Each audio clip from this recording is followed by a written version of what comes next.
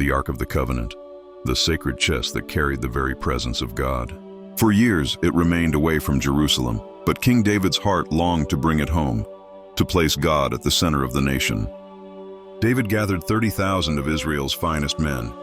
With music, singing, and joy, they placed the ark on a brand new cart.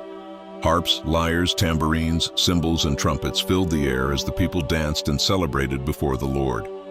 It was a moment of victory, a moment of hope. But then everything changed.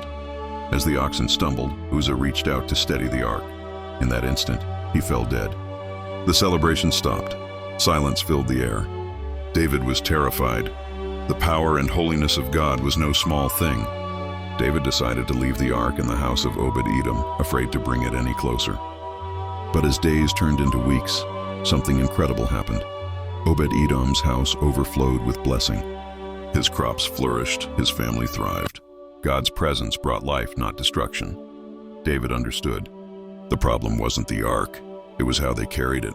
This time, the priests carried the ark on their shoulders exactly as God commanded. Every 6 steps, David stopped, offered sacrifices, and lifted praise. Clothed in a simple linen ephod, the king of Israel humbled himself, dancing with all his strength before the Lord. As the ark entered Jerusalem, the city erupted. Trumpets blasted, people shouted. Joy poured through the streets.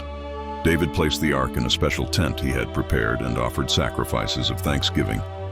Then he lifted his hands and blessed the people in the name of the Lord Almighty.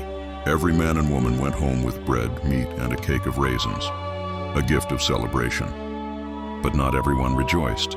Michal, David's wife, watched from a window, despising his worship. David replied with conviction, "I will celebrate before the Lord. I will become even more undignified than this." And so the Ark of God, the symbol of his power and presence, finally rested in Jerusalem. It was more than a moment of history. It was a reminder that God's presence must be honored with reverence and celebrated with joy. And that's how David brought the Ark to Jerusalem, with worship, humility, and power. If you enjoyed this story, don't forget to like, share, and subscribe for more inspiring Bible stories.